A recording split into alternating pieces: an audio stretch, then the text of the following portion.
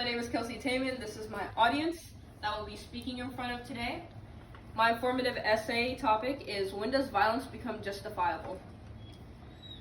Approximately 1.5 million people lose their lives to violence every year. This occurs not only in war zones, but also in average cities, towns, and neighborhoods. This statistic tends to surprise people because most are oblivious to just how dangerous the world is around us. People have always debated whether human beings are inherently good or inherently evil, and violence plays a large role in that debate. Violence is something that has grown in complexity alongside human beings. Some argue that it has a part in our evolution, even in our very nature. How do we define good and evil? What makes violence justifiable in some instances, yet damnable in others? In this essay, I will talk about the fine line that separates what some perceive as justifiable violence from wanton or unjustifiable violence. To begin to understand this debate, we first need to understand what violence is. The most simple definition of violence is behavior with the intent to hurt, damage, or kill someone or something, yet it is so much more complex than that. As said before, this issue has evolved alongside humans. As we have become more complex, so is violence, gaining different meanings. Whether you compare physical violence, sexual violence, verbal violence, etc., the list continues to go on.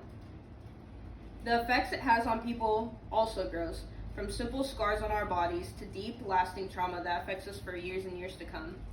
The psychology of violence can be seen from two different perspectives: the attacker and the victim. More often than not, we mostly talk about what happens to a victim of violence after experiencing the trauma. We talk about how victims can feel isolated, how their own trauma manifests and festers in other ways, like exhibiting anger, eating disorders, fear, self-harm, and other things. However, we do not have as many discussions about the attacker. Most abusers have underlying mental health conditions that they refuse to get help for. It affects those around them. On a larger scale, why do countries attack one another? For resources, out of hate, different ideologies, or religion. There are so many reasons why people harm one another. It's hard to stick a pin in one point.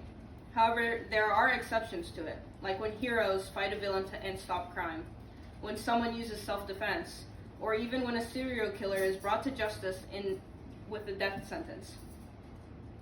As I'm sure everyone knows, violence isn't new. So how far back does it go exactly?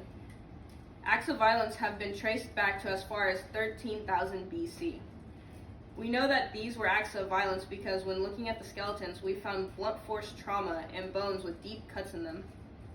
Whether these were between two different groups or an internal group fight is unclear, but we have found several instances of these. Two specifically stand out for their unusual extent of violence. There's one in Egypt and there's one in Kenya. These sites had large groups of people who were shown to have died from very violent deaths.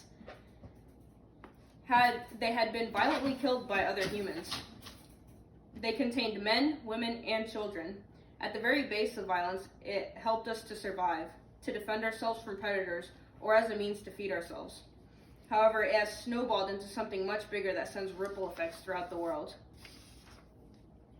Now that you have more background knowledge of violence, when is violence justified or unjustified? Those who are idealistic tend to behave and act in ways to avoid violence with the thought that if they do not harm anyone, then no one will harm them. However, realistically speaking, that's not the case.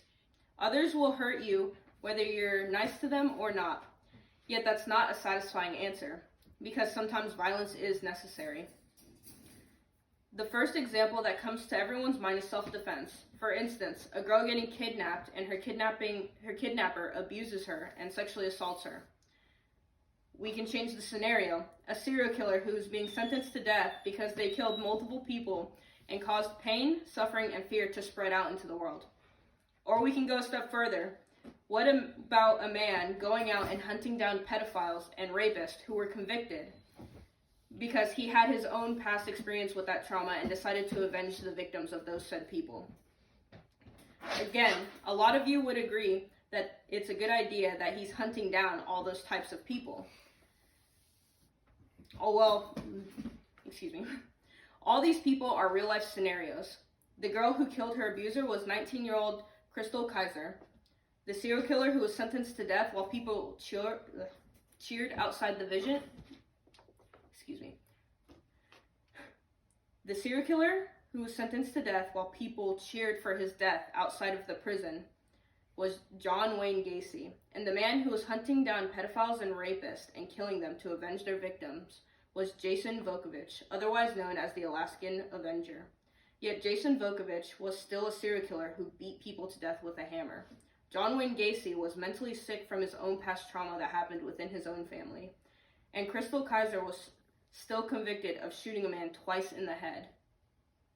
The line and anywhere it is drawn is entirely based on the scenario and the background in which the people who are judging that scenario come from.